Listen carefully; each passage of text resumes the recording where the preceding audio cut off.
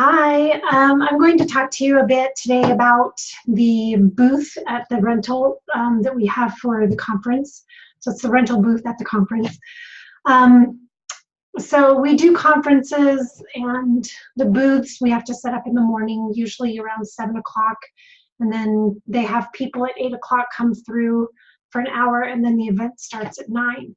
So I'll let you know if you need to come and help out with setting up and taking down, but sometimes I bring people and they can help me in the mornings.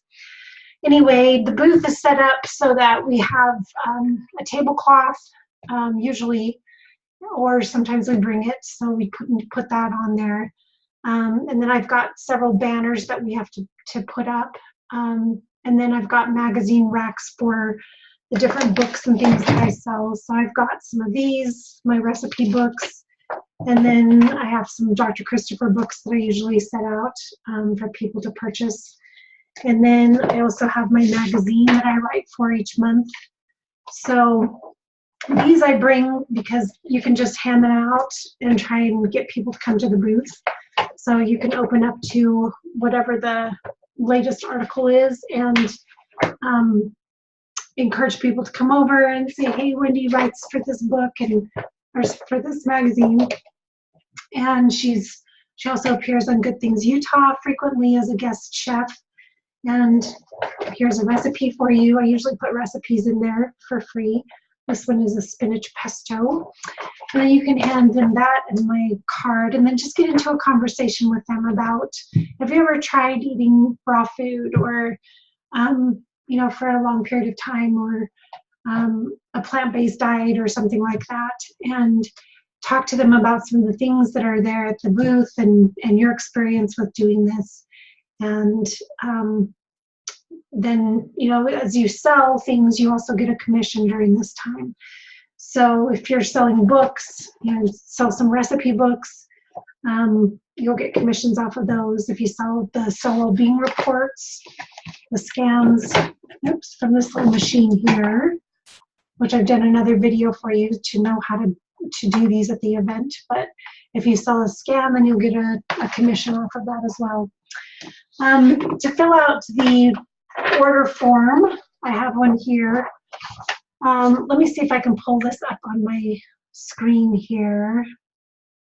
Should have done that ahead of time, but this is basically the order form that I like to have everyone fill out because it just keeps track of everything for us. So I have, you'll make sure that they fill out their name and information there. And then there's let me see, it's coming up here. Well, that's coming up. I'll talk to you about something else, and now I can go over that with you so that you can actually see the form a little bit better. But there's a drawing entry form also that we do. I have a little fishbowl that I keep there, and that just helps to be able to, sorry, I just lost the video here. So I'm going to share the screen with you so you can see. This just helps to gather their name and information. Hold on, I'm going to share the screen.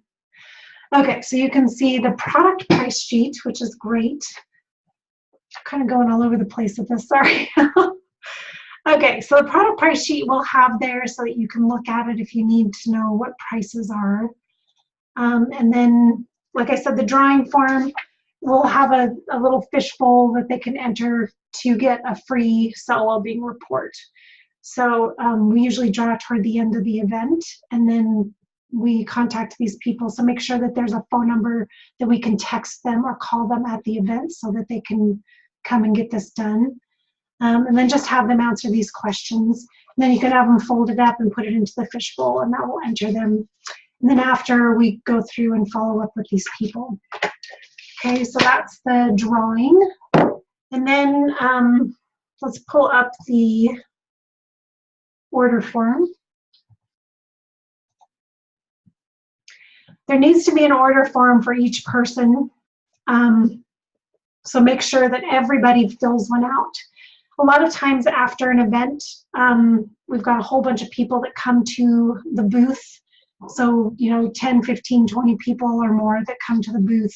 So what you can do is just hand everybody an order form and say, please fill this out. And then the first one that comes, then you can help them.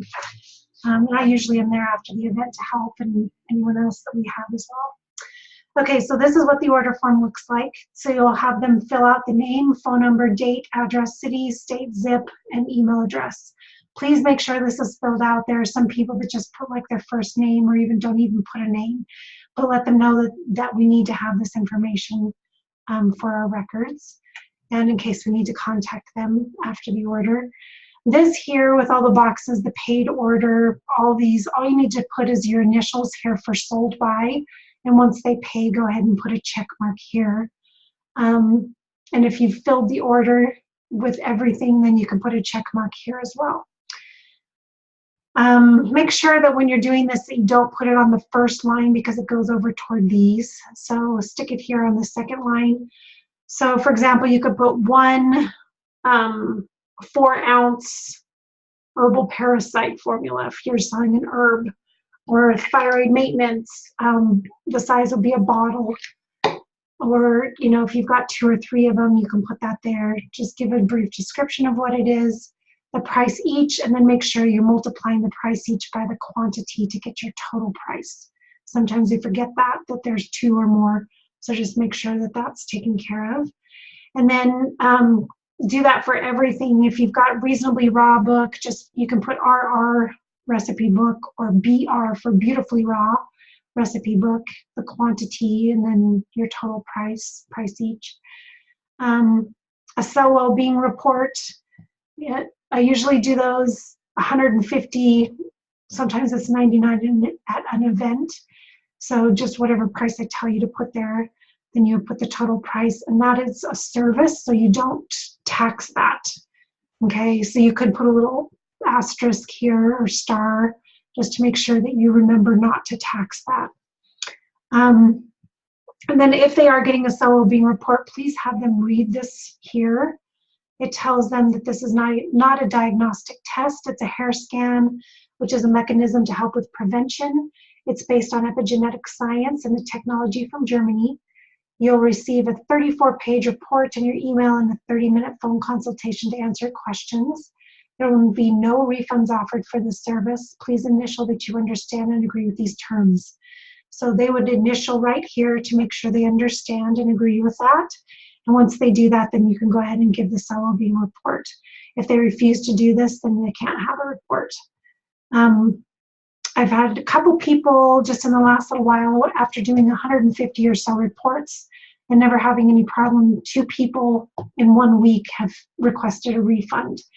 And it was for like having doubts about how great the results were and things like that. So I just want them to make sure they understand there is no refund, because we have to pay for the report once we get it done. And then we have to pay for the time that we're on the phone for them, and we can't refund that. So that's an important step. Then you're going to total everything, give it a subtotal here. If there's any discount that they get, then you subtract the discount and then from the subtotal, and then get a balance. The balance is what you're going to tax, except if you do have like $150 for a cell well-being report, then you'll subtract that from the balance and tax whatever's left. Just make sure that you get the total balance and the tax and any shipping if they're going to have something shipped, and then make sure that you have that for the total. So for example, if I had $15 for a recipe book, I put $15 subtotal. There's no discount. The balance would be $15. Tax, depending on the tax rate, could be like $1.71. So it'd be $16.71 for the total.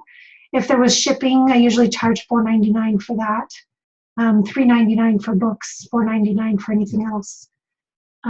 So you would put that there and then give them a total. If you have any questions during the event, you can always ask me. But we do the tax and things on there because I have to pay for that. We just need to make sure that we understand the percentage of the tax for where we're at, because it's different for every city. And it's helpful to put the percentage right here. So for tax, you could put like 6.75% and then give the total here. Okay, the method of payment is important. Mark one of these: cash, check. If there's a check, do the check number. The credit card, we need the Visa, the type, Visa, MasterCard, American Express. And then other is usually there for phone consultations that I do, where I take Venmo or something else besides these three. So you don't need to worry about the other if it's nothing, or if it's one of these three. And then it says fill this out only if a card reader is not available. So I don't really want them to put their information here if you're going to go ahead and swipe the card. And I have a phone and iPad that you can put the little card reader. It's a white square card reader. I'm going to have to find those. Oh, here's one. I usually keep this in the cash box, but it goes right on the speaker area. And then what you're going to do is you'll just swipe it and you'll choose. I have to go to the apps one right here and then swipe over until you find the little point of sale. It's a little square icon. So in order to use this, then you're going to wait for it to go ahead and come up. Usually we'll have this charge, and then you've got a variety of things to choose from, and you can make it go up or down. So in this case, you know, I would find like the Beautifully Raw recipe book. So that's this one. Oops. And I would just push it, and then it's going to give a total with the tax. Now you have to watch the tax on this, because sometimes I've had it do overtax or not the correct tax. So I just come into current sale, which is above the charge line, and push that, and you can see the tax rate. So push tax, and this says Vernal, Utah at 6.55%. If that's not correct, just push the X that's right there, the red X, and then go back to taxes. And then you can put in the correct amount. Well, you have to push save as well. So it would just charge $15 here. Now, if I needed to do something else, like the tax, it wasn't correct, then I just hit the keypad, and I'll try and have the tax rate in for the event. Sometimes it's hard to do because I have to go through every single item, but if anything's wrong, just hit the keypad and it will come up like this, or you can just enter in the percentage for it. So you would just do that on a calculator, and then if it's $1.71, you just add that in, 171, and push plus, and then you get the total up here. Once you get the total, then you push the blue button to charge it, and then you can swipe the card. Okay. If you have problems with the sale and you need to clear it out, you just push the top one here again, and there's a little arrow, a down arrow, and then it says clear items. So you can clear it and it goes back to 0. Hopefully you can see that. Again, I'll go through this with you at the event, but this kind of gives you an understanding of where we're at here. Okay, so this does not need to be filled out unless you've got tons of people and you can't get everybody swiped. Then just go ahead and have them fill that out, and we will take care of it once we get everyone taken care of. And then this line here is for the customer receipt. So if they don't want to email, if they want a physical receipt, then just put their name, the date, the phone, items purchased, and just list them all here, their total, if they paid and what method they used, and if there's a check number, go ahead and put it there. And then I'll usually have scissors that you can just cut that off. Okay, so this acts as the receipt for us. We need to keep the top part, and then if the customer wants a receipt, they get the bottom part. Do not give this top part away. Also, leave the receipt number blank. Those are for the bookkeeper, so we can get that taken care of as needed. So hopefully that helps explain things. I do have a cash box here that we use, so I'll have cash and things in here. as well as more of these little business cards. And then I usually have a pen, several pens and things in there, as well as the square reader is in there also.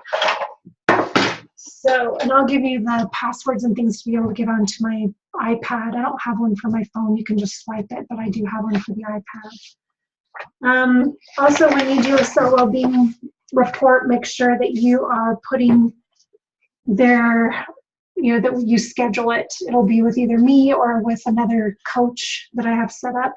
So you'll want to make sure that they're scheduled before they leave for a half-hour slot.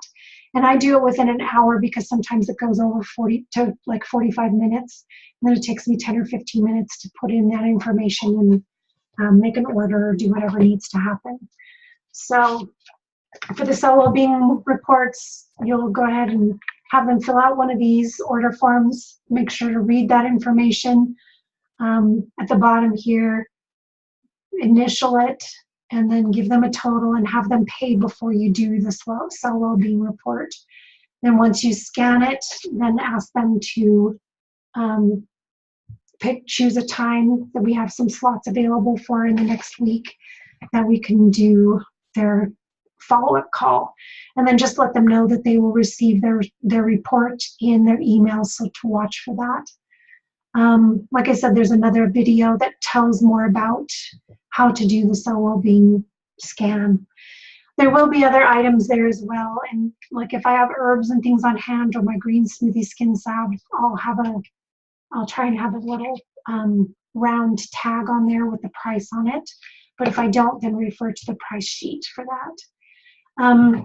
I'd like you to do your best at making sure that you're inviting people to come over to the booth and talk with them and get them excited about coming to the class. Whenever that is, invite them to come and then talk to them about the different things that we have for sale. We've got programs and things that can help them overcome addictions to food, as well as their mindset, changing that and helping them get on track with the food. And then we've got recipe books and other things to help support them. So it's just a matter of getting them involved and excited, giving that support that they're looking for, and giving them the options that they need, and then collecting their information when you can. Really encourage everybody to come and sign up for that drawing so that we can capture their information on these little sheets, and then we can do some follow-up calls and make sure that they're taken care of there. I think that's pretty much it. If you have any questions, then please let me know, but hopefully this training has been helpful to you so that you understand a bit more of how to run the booth. And I'm excited to have you. Thank you so much for volunteering to help out, and I look forward to seeing you at the event. Thanks.